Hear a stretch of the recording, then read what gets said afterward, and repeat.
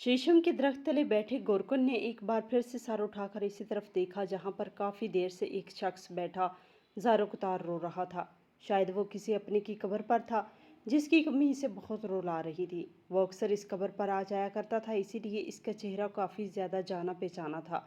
कभी कभी गोरकन की इससे दुआ सलाम भी हो जाती थी, लेकिन वो आज तक कभी भी इतना दुखी दिखाई नहीं दिया था जितना वो आज दिखाई दे रहा था। गोरकन खामोशी से बैठा इसे देख रहा था। गोरकन की घर से रोटी आई तो वो रोटी खाने बैठ गया। तकरीबन 15 मिनट इसे रोटी खाते लगे। खाना खाने के बाद इसने अपने हाथ साफ किए और इधर उधर देखा तो एक बार फिर से इसकी भटकती हुई नज़र इसी शख्स पर जा पहुंची। वो एक बूढ़ा दिखाई दे रहा था जिसके सर पर एक पगड़ी रखी हुई थी और यूं लग रहा था कि जैसे वो अभी भी सिसकियां ले रहा हो। ये शहर खामोशा बड़ी ही खामोशी के साथ अपने अंदर के ही राज लिए खड़ा था। इस शहर खामोशा से इंसानियत रखने वाला सिर्फ एक ही इंसान था और वो था गोरकुन, जो रोज़ाना सुबह से रात गए तक यही रहता था। इसकी उम्र भी काफ़ी ज़्यादा हो चुकी थी। यानी ये शख्स और कब्र पर बैठकर रोने वाला शख्स तकरीबन हम उम्र ही लगते थे। 2 घंटे से वो यहाँ पर बैठा ज़ारो कतार रो रहा था और 2 घंटे से गोरकन भी इसी शीशम के दरख्त के नीचे बैठे इसे रोता देख रहा था। न जाने क्यों गोरकन का दिल चाहा कि जाकर इसके दुख के बारे में पूछ सके। अब 2 घंटे गुजर चुके थे और धूप भी काफ़ी सर पर आन पहुंची थी। इसने अपना बचा हुआ खाना साइड पे रखा और फिर इस शख्स की तरफ चला गया। 5 मिनट पैदल चलने के बाद वो इसी शख्स के पास पहुंच चुका था। कुछ लम्हे इसे खड़ा यूं ही रोता देखा रहा और फिर इसके कंधे पर हाथ रखते हुए गोरकन ने कहा, भाई साहब क्या हुआ है? मैं पिछले 2 घंटे से देख रहा हूँ आप यहाँ इस कब्र पर बैठे ज़ारो कतार रो रहे हैं। कोई बात है तो मुझे बताइए। इस आदमी ने सर उठाकर इस शख्स की जानब देखा, लेकिन कुछ न बोला। इसकी आंखें आंसुओं से तर थी। रोने की वजह से आंखें सूज चुकी थी, गाल सुर्ख होने लगे थे और नाक भी सुर्ख हो चुकी थी। इसके चेहरे पे सफ़ेद दाढ़ी थी, लेकिन इसके चेहरे पर यूं लग रहा था जैसे झुर्रियों की जगह गम ज़दा हों। गोरकन ने इसके चेहरे पर लिखे तमाम गम एक ही बार में पढ़ लिए। कुछ देर बाद इसने एक बार फिर से इसे पुकारा। वो फिर भी खामोश रहा। तीसरी बार जब इसने आवाज़ दी तो रोते हुए दोनों हाथ अपने मुंह पर रखकर कहने लगा, खुदा के लिए भाई साहब मुझे रोने दो। मुझे समझ नहीं आता कि क्या मर्दों का दिल नहीं होता, क्या इन्हें रोना नहीं आता? बाहर की दुनिया तो इंसान को जीने नहीं देती। अगर बंदा रोए तो कहते हैं कि मर्द रोता नहीं, अगर मर्द ना रोए तो कहते हैं कि इसके दिल की जगह पत्थर है। अगर कोई अपने आप को पत्थर की तरह बेहिस कर दे तो लोग यूं भी दिमाग खाने को दौड़ते हैं। सिर्फ एक वाहिद जगह यही तो है, यही इस औरत की कब्र। यही वो औरत है जो जीते जी भी मेरे आंसू अपने आंचल में छुपा लिया करती थी और मरकर भी यही मेरे आंसू अपने अंदर जज़ब कर रही है। इसकी कब्र पर आकर अपने दुख सुना देता हूँ तो ज़रा दिल बहल जाता है, दिल का बोझ हल्का हो जाता है। मुझे रो लेने दो भाई साहब, दिल के अंदर बहुत दर्द है। इसने सिसकते हुए कहा तो गोरकन लर्ज़ गया। शायद गोरकुन को भी अपने दिल के दुख याद आ गए। शायद वो भी रोना चाहता था, लेकिन इसने अपने आप को मजबूत करते हुए इसके साथ बैठने पर इक्तफा किया।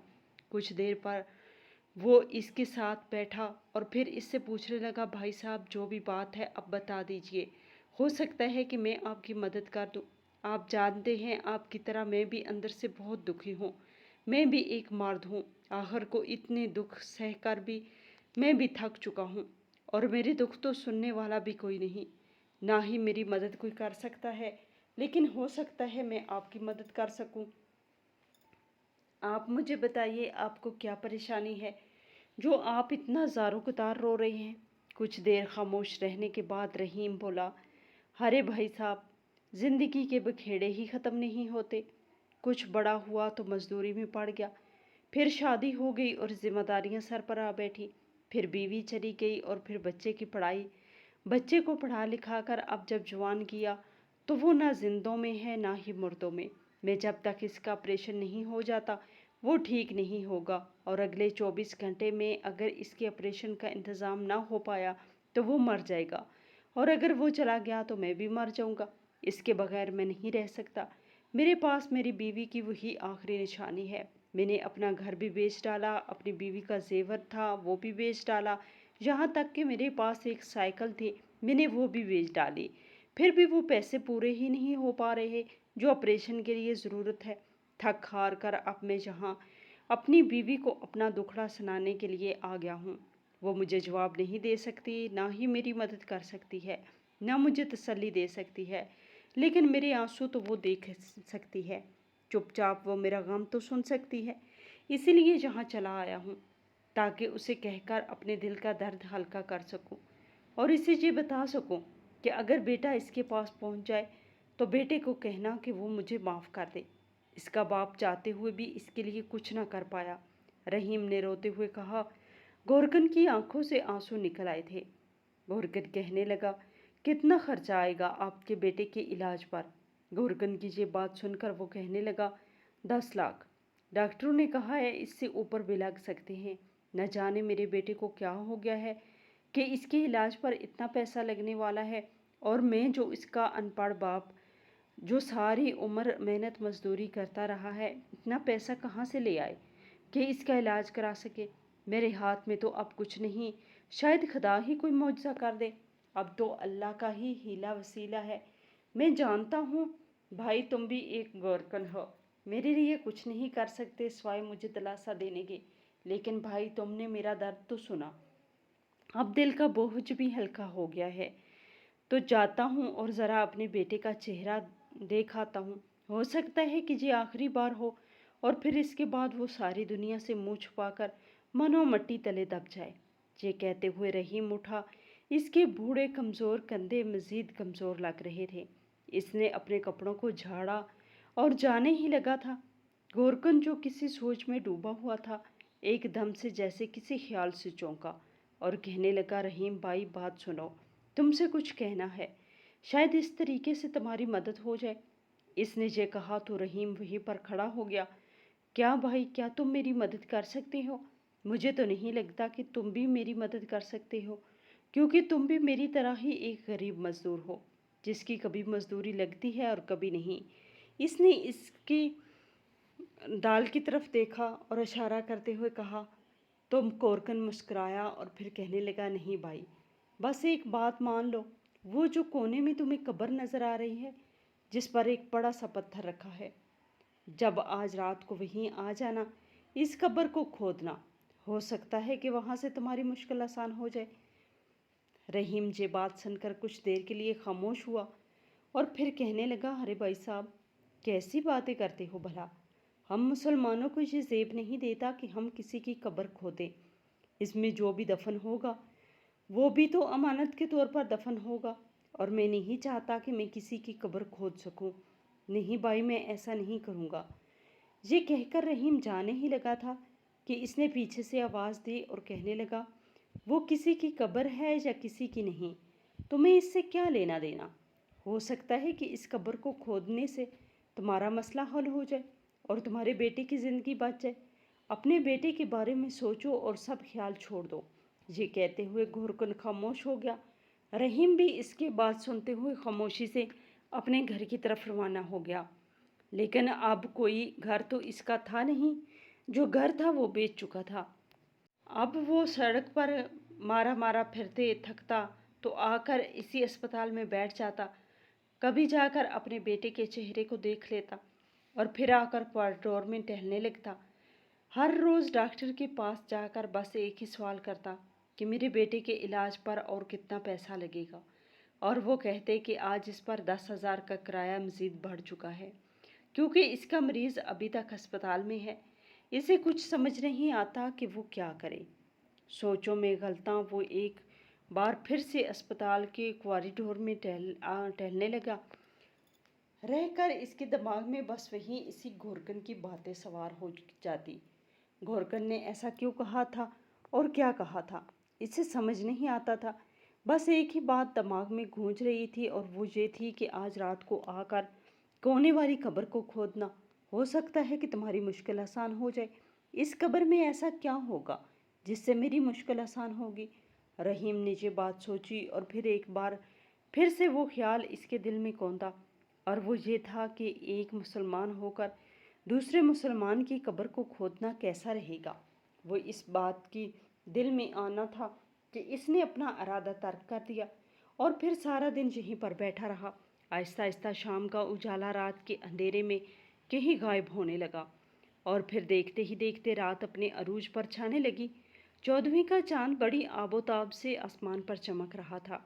इसने इसी चांद की रोशनी में बाहर निकलकर देखा, फिर अंदर आया और अपने बेटे के चेहरे की तरफ देखा और फिर डॉक्टर के पास हस्बे मामूल पहुंचा और कहने लगा, डॉक्टर साहब, मेरे बेटे का इलाज और कितने अरसे में हो सकता है। डॉक्टर ने कहा कि अगर अगले 12 घंटों में इसका ऑपरेशन हो गया तो ये ठीक हो जाएगा, वरना हमें माफ़ करना, हम तुम्हारे बेटे को नहीं बचा पाएंगे। इसने अपने पटियों से जकड़े हुए बेटे की तरफ देखा और फिर आंखों में बेतहाशा आंसू लिए वो बाहर निकल पड़ा। अचानक ही इसके दिमाग में वो ख्याल फिर से कौंध पड़ा था और वो ये ख्याल ये था कि गोरकन ने इसे कहा था कि आज रात आकर इस कोने वाली कब्र को खोदना, हो सकता है तुम्हारी मुश्किल आसान हो जाए। उम्मीद की कहीं किरण इसे दिखाई दी थी। इसने कद्दाल संभाली और फिर कब्रिस्तान के रास्ते पर चलने लगा।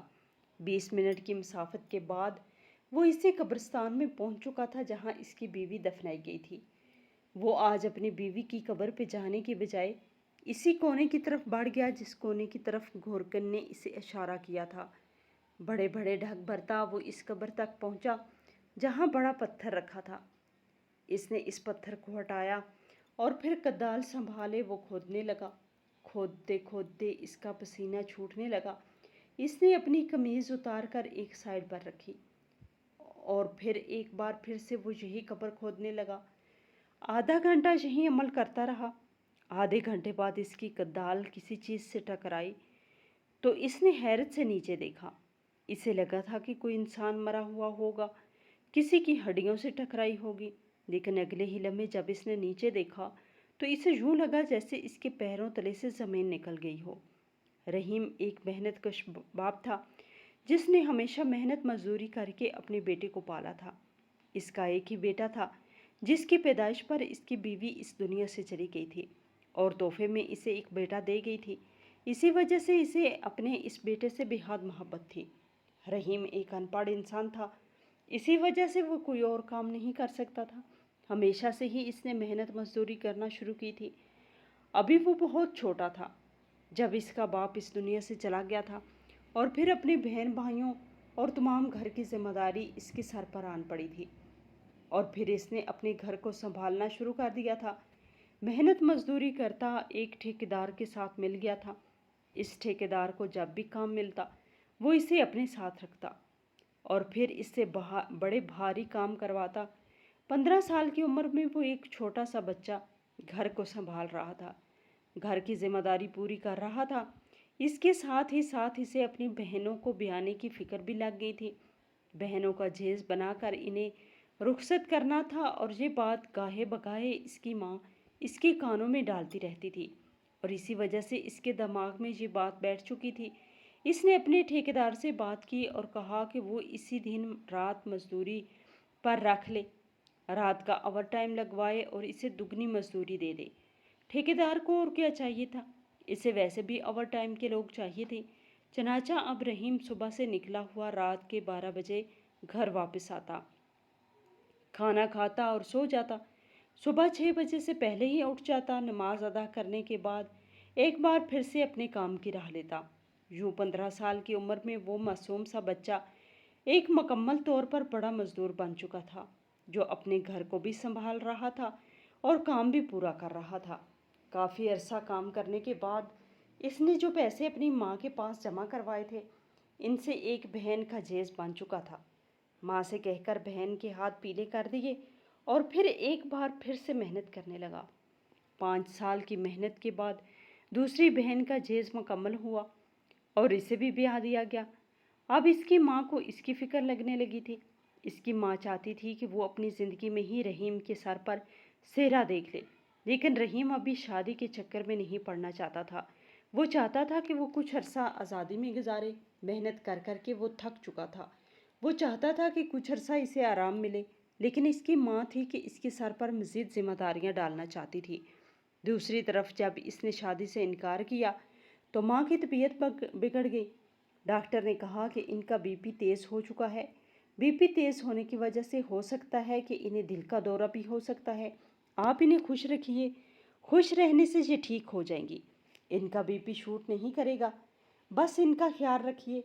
माँ की सेहत को देखते हुए आखिरकार रहीम ने अपने हथियार डाल दिए और माँ से कहा कि तुम मेरी शादी करना चाहती हो तो कर दो।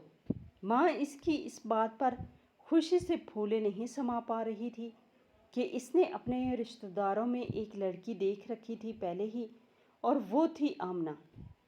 आमना इसकी माँ के करीबी रिश्तेदारों में से थी और वो बहुत अच्छी लड़की थी। कुछ ही अरसे में रहीम की शादी आमना से हो गई और आमना इसकी दुल्हन बनकर इसके घर में आ गई। आमना भी अनपढ़ थी, लेकिन इसकी तरबियत बहुत अच्छी थी। वो अपने शोहर की बहुत ही ताबेदार और फर्माबरदार थी। हर बात पर इसकी अताअत करती थी। इसे देखकर रहीम को यूं लगने लगा था जैसे इसे इसकी मेहनत का फल मिल गया हो। वो थक हार कर घर वापस आता तो अपनी बीवी को सामने देखकर इसे यूं लगता जैसे इसका सारा थकन ख़त्म हो चुकी हो। वह मुकम्मल तौर पर ख़ुद को हल्का फुल्का महसूस करने लगता था और इसकी बीवी भी हमेशा इसके सामने इसकी ज़रूरत का सामान रखती, इसे इसके कंधे दबाती और इससे खाने पीने का पूछती। अगर वो परेशान होता तो इससे पूछती कि इसे क्या हुआ है, और वो भी इसके सामने नरम पड़ जाता और फिर अपने दिल का सारा बोझ इसके सामने बयान करता और फिर हल्का फुल्का हो जाता। रहीम को लगने लगा था जैसे इसकी असली ज़िंदगी ही अभी शुरू हुई है, लेकिन बहुत जल्दी इसकी माँ इस दुनिया से रुखसत हो गई। माँ के चले जाने के बाद रहीम बहुत दुखी हो गया था। दुनिया वालों के सामने वो रो नहीं सकता था, लेकिन रात के अंधेरे में जब आमना इसके करीब आती तो इसे इसके कंधे पर हाथ रख कर बोलती कि रहीम, तुम्हें क्या हो गया है? तुम परेशान मत रहा करो, जो भी परेशानी हो मुझे बता दिया करो। रहीम एक बार इसे कहने लगा, देखो आमना, मुझे बहुत रोना है, लेकिन मैं इस दुनिया को देखकर अपना रोना अपने अंदर ही डाल देता हूँ। लेकिन तुम जानती हो कि वो दुख मेरे सीने से एक घाव की तरह चिमट जाता है और अंदर ही अंदर मुझे खाता रहता है। बाहर से मैं सबको मजबूत मर्द दिखाई देता हूँ, लेकिन मैं बिल्कुल भी मजबूत मर्द नहीं हूँ। ये कहते हुए रहीम रोने लगा था। इसने इस रोज़ से अपना कंधा मुहैया किया था और इसे कहा था कि जितना तुम्हें रोना है ना, रो लो, मैं तुम्हारे दुख सुख के साथी हूँ। मैं तुम्हारा हर दुख अपने आंचल में छुपा लूँगी। और रहीम को लगा था जैसे इसके दिल का सुकून बस यही औरत है। इस रोज़ से इसने अपना दिल का हाल सुनाना शुरू कर दिया था। जब भी इसे रोना आता, जब भी इसे माँ की याद आती, वो इसी औरत के कंधे पर सर रख कर रोता और वो रो रहा होता। खामोशी से इसके आंसू अपने पल्लों में जज़ब करती रहती। दिन यूं ही गुजरते गए। खुदा ने इन पर करम किया और इन्हें खबर मिली कि वो दोनों माँ बाप बनने वाले हैं। इस बात पे दोनों बेहद खुश थे। रहीम ने तो इसके लिए बहुत सारे फ्रूट भी लाया था और बहुत सारे कपड़े वगैरह भी अपने होने वाले बच्चे के लिए ख़रीद लाया था। आमना भी बहुत खुश थी। दोनों अपने आने वाले बच्चे का इंतज़ार कर रहे थे। हर वक्त इन दोनों के दरमियान इसी बच्चे के बारे में बातचीत चलती रहती कि वो बच्चा आएगा तो इसका ये नाम रखेंगे, बच्चा जब दुनिया में आएगा तो पहले पहले किसका नाम लेगा, जब वो अपने माँ बाप के साथ खेलेगा तो इनमें से वो कैसे पसंद करेगा, इसे क्या पसंद होगा, वो क्या खाना खाएगा, वो कैसे चलेगा, वो कैसे बात करेगा। ये सारे मौज़ूआत इन दोनों के दरमियान मौज़ूए गुफ्तगू रहते थे और वो दोनों बहुत खुश थे, बड़े खुश थे, रहते थे। आहिस्ता आहिस्ता बच्चे की पैदाइश होने के करीब तारीख करीब आती गई और इन दोनों का सब्र भी जवाब देता गया। देखते ही देखते 9 माह बाद अब जब इनका बच्चा इस दुनिया में आने वाला था, वो दोनों हर वक्त अल्लाह से दुआ करते रहते थे कि अल्लाह ताला खैर खैरियत से इन्हें बच्चा दे दे। ये वो दिन था जब बारिश ज़ोरों की हो रही थी और अचानक ही आमना के पेट में दर्द शुरू हो गया।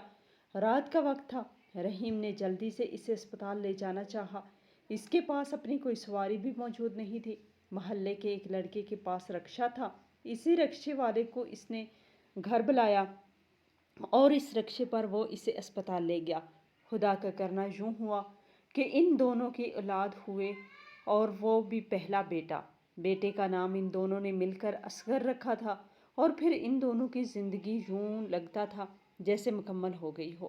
لیکن اگلے ہی روز رحیم کی زندگی کا سب سے بدترین دن تھا، کیونکہ اگلے روز آمنہ کی طبیعت بہت بگڑ گئی تھی۔ اسے وہ جلد سے جلد اسپتال لے گیا، لیکن اسپتال والوں نے کہا کہ اب بہت دیر ہو چکی ہے، اس کا علاج نہیں ہو سکتا۔ بچہ پیدا کرنے کے لیے اسے بہت کمزوری تھی اور کمزور ہونے کی وجہ سے اس نے ایک صحت مند بیٹے کو تو جنم دے دیا ہے، لیکن اس کی اپنی صحت خراب ہو گئی ہے۔ اسے ہم نہیں بچا سکتے، ہمیں معاف کیجیے گا۔ ڈاکٹر نے یہ بات کہی تو رحیم کو یوں لگا جیسے اس کے پیروں تلے سے کسی نے زمین کھینچ لی ہو۔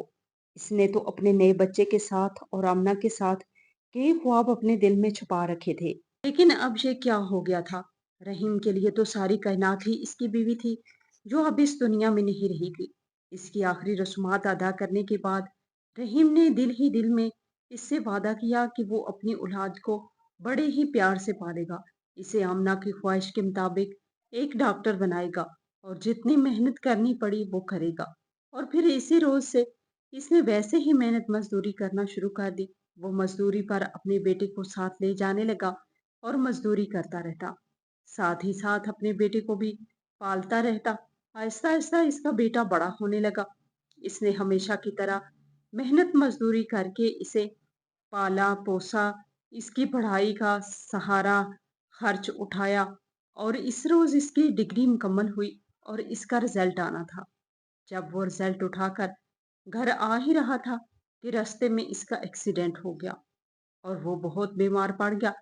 اس کے بعد اس نے آنکھیں نہ کھولی۔ رحیم کے لیے تو اب ساری زندگی کی کل کائنات وہی تھا۔ رحیم کبھی کبھی اپنی بیوی کی قبر پر آتا اور اپنے دل کے دکھڑے اسے سنا دیتا تھا۔ اب جب وہ ہسپتال اپنے بیٹے کے لیے آیا تو ڈاکٹر نے کہا کہ اس کے علاج پر 10 لاکھ سے زیادہ پیسے لگیں گے اور جلد سے جلد ان کا انتظام کرنا، ورنہ تمہارا بیٹا اس دنیا میں نہیں رہے گا۔ اس نے اس بات کو دیکھتے ہوئے جلد سے جلد اپنا گھر بیچا، وہ پرانی سائیکل جو اس کے پاس تھی وہ بھی بیچ ڈالی، اور جو کوئی چھوٹی موٹی زمین تھی، بیوی کا زیور، وہ سارے کا سارا بیچ دیا۔ بیوی کا وہ زیور جو اس نے بطور نشانی اپنے پاس رکھا ہوا تھا، اسے بھی بیچ ڈالا، لیکن ابھی بھی پیسے کم پڑ رہے تھے۔ اس کے صبر کا پیمانہ لبریز ہوا اور پھر وہ آمنہ کی قبر پر آ بیٹھا۔ آج تو حد ہی ہو گئی تھی، اس کے آنسو رکنے کا نام ہی نہیں لے رہے تھے۔ دل تھا کہ شدت درد سے پھٹا جا رہا تھا، اور 2 گھنٹے بیٹھ کر وہ اسی قبر پر رویا۔ پھر گورکن اس کے پاس آیا اور اس کی ساری بات سننے کے بعد گورکن نے اسے کہا کہ رات کو وہ اس کونے والی قبر اسے کھودنا، تمہاری مشکل آسان ہو جائے گی۔ اور پھر رحیم نہ چاہتے ہوئے بھی اس قبر کو کھودنے چلا آیا تھا۔ آدھے گھنٹے کی مسافت کے بعد جب اس نے دیکھا کہ کدال پر کوئی چیز لگی ہے، اسے ایسا لگا جیسے یہاں پر کوئی لاش دفن ہے اور لاش پر ہی اس کے کدال لگی ہے۔ لیکن اگلے ہی لمحے چاند کی دھندلی چاندنی میں اسے کچھ چمکتا ہوا دکھائی دیا۔ اس نے ہاتھ بڑھا کر اسے اٹھایا تو وہ ایک چھوٹا سا صندوق تھا۔ اس کی حیرت کی انتہا نہ رہی، یہ چمکتا ہوا صندوق خالص چاندی سے بنا ہوا تھا۔ اس نے اس کا تالا کھولا اور جیسے ہی اندر دیکھا، اس کی حیرت کی انتہا نہ رہی۔ اندر کافی سارے پیسے اور زیورات پڑے تھے۔ اس نے حیرت سے ادھر ادھر دیکھا، اسے گورکن بھی دکھائی نہیں دے رہا تھا۔ اس نے جلدی سے اس صندوق کو اپنی قمیض میں لپیٹا اور پھر اس میں سے کچھ پیسے اور 1-2 کڑے نکال کر اس نے اسی صندوق کو دوبارہ اسی جگہ پر دبا دیا اور پھر وہ بازار کی جانب چل دیا۔ شہر کے بازار اس وقت تو مکمل طور پر کھلے ہوئے تھے۔ اس نے ایک سنار کی دکان پر جا کر وہ کنگن اس کی طرف بڑھائے اور کہا کہ اس کی قیمت مجھے دو۔ سنار نے جب یہ کنگن دیکھے تو حیرت سے اس مٹی ہوئے رحیم کی جانب دیکھا، کہنے لگا کہ تمہیں یہ کہاں سے ملے؟ تو رحیم نے کہا کہ یہ میری بیوی کے تھے اور اب میں اسے بیچنا چاہتا ہوں، مجھے پیسوں کی ضرورت ہے، یقیناً یہ 10 لاکھ کے تو ہوں گے۔ اس نے کہا تو دکاندار نے اپنے اونٹ پینچ لیے اور ایک کے اوپر ایک اس نے 15 لاکھ اس کے سامنے رکھ دیے اور کہا اس کی قیمت تو اس سے کہیں زیادہ ہے، لیکن میری اوقات اتنی نہیں، تم جانتے تھے کہ یہ کتنے مہنگے ہیں۔ رحیم کے لیے تو بس یہی کافی تھا۔ कि इसके बेटे का इलाज हो सकता था। वो जल्दी से गया, डॉक्टर को पैसे थमाए और इलाज करने का बोला। डॉक्टर ने इसका इलाज किया और दूसरे रोज सुबह तक ऑपरेशन हो चुका था। डॉक्टर ने मुबारकबाद दी कि अब तुम्हारा बेटा खतरे से बाहर है, तुम इसे बस अगले 2 घंटों में मिल सकते हो। इसकी खुशी की कोई इंतहा ही नहीं रही थी। सबसे पहला ख्याल इसको इस गोरकन का आया। जब सुबह हुई हो चुकी थी, इसे यकीन था कि गोरकन अब कब्रिस्तान पहुंच चुका होगा। वो जल्दी से कब्रिस्तान पहुंचा तो गोरकन शीशम के दरख्त के नीचे बैठा था। वो भागता हुआ गोरकन के कदमों में गिर पड़ा और कहने लगा, तुम्हारा बहुत शुक्रिया भाई साहब, तुमने मेरी बड़ी मुश्किल आसान कर दी है थी। तभी गोरकन ने इसे उठाकर अपने साथ खड़ा किया और कहा कि ये क्या बात कर रही हो। तो इसने रात का होने का वाकया इससे बयान किया तो गौर करते मुस्कुराते हुए इसकी तरफ देखा और कहा, नहीं, ये मेरी वजह से नहीं, बल्कि इस अजीम इंसान की वजह से हुआ है जो एक बार बहुत अरसे पहले भागता हुआ इस कब्रिस्तान में आया। इसने यहाँ पर एक जगह खोदकर मेरे सामने ही अपना ये सामान छुपाया था। इसके पीछे कुछ लोग लगे हुए थे जो इसे मारना चाहते थे और इससे ये सारा जेवर हथियाना चाहते थे। इसने मेरे सामने ये सब कुछ अपना जेवर, पैसा यही दफनाया था और कहा था कि इसका ख्याल रखना, ये मेरी इमानत के तौर पर तुम्हारे पास दबे हुए हैं। और कुछ दिनों बाद जब वो जख्मी आया तो इसकी हालत में जख्मी था। इतना जख्मी था कि मुझे लगता था कि जैसे वो अब जिंदा नहीं रह पाएगा। इसने मेरे सामने हाथ जोड़कर कहा कि ये किसी जरूरतमंद को दे देना, और जब भी कोई जरूरतमंद तुम्हें दिखाई दे, इसे इन्हीं पैसों में से कुछ देना, इन्हीं जेवरात में से कुछ देना। फिर इसे कहना कि वो खुद ही इनमें से कुछ उठा ले और इस संदूक के साथ ही मेरी कब्र बनाना। ये मेरे हलाल के जेवरात और पैसे हैं, मैं चाहता हूँ कि किसी अच्छी जगह लगे। ये कहते हुए वो मर गया और फिर इसके बाद इसकी ये इमानत यहीं पड़ी है। इसके बाद आज तक मुझे कभी भी कोई भी मुस्तहिक नहीं दिखाई दिया जिसे मैं ये खोलने का कहता। लेकिन तुम्हें देखकर मुझे यूं लगा जैसे तुम इस चीज के मुस्तहिक हो, और तुम जानते हो रात को मैंने इसे ख्वाब में देखा तो वो बहुत खुश था। इसने मुझे मुबारकबाद दी और मुझे गले लगाया और मुझे कहा कि मैं चाहता हूँ कि मेरी बाकी की विरासत जो यहाँ पड़ी है वो सदका जारिया के तौर पे लगती रहे। मुझे अब ये समझ नहीं आ रहा कि हम इसकी ये अमानत के तौर पर रखे गए पैसे सदका जारिया के तौर पर कैसे ले गाएं। तभी रहीम कहने लगा कि हम कोई ट्रस्ट बना लेते हैं जहां पर गरीब लोगों का इलाज मुफ्त किया जाए। मेरा बेटा डॉक्टर है, वो जैसे ही सेहतयाब होता है हम एक अस्पताल बनाएंगे और वहां पर लोगों का मुफ्त इलाज करेंगे। वो हम इन्हीं पैसों से बनाएंगे और जो सदका जारिया के तौर पर इसका अस्पताल चलता रहेगा, गरीबों की मदद होती रहेगी और वो शख्स जन्नत में बैठकर सुकून से ये सब कुछ देखता रहेगा। रहीम और गोरकन के चेहरों पर एक रंगीन मुस्कुराहट बिखरी थी। वो अपनी जिंदगी में पहली बार कोई अच्छा काम करने जा रहे थे और दिल पर पुरसकून और पुरितमनान था। इन लोगों ने खुदा का शुक्र अदा किया और फिर 2 नफल पढ़ने के बाद उन्होंने कुछ कुरान पाक की तिलावत की और इस शख्स के इसाले सवाब कर दी। और फिर कुछ ही अरसे के बाद रहीम का बेटा जब सेहत बजाब हुआ तो उन्होंने हिकमत अमली के मुताबिक एक मखसूस जगह खरीदी और वहां पर एक बहुत बड़ा अस्पताल बनाया, जहां आज भी इस बुजुर्ग के नाम से अस्पताल मौजूद है और सदका जारिया के तौर पर वहां आज भी गरीब लोगों का इलाज मुफ्त किया जाता है। बेशक अल्लाह ताला अपने नेक बंदों की नेकियां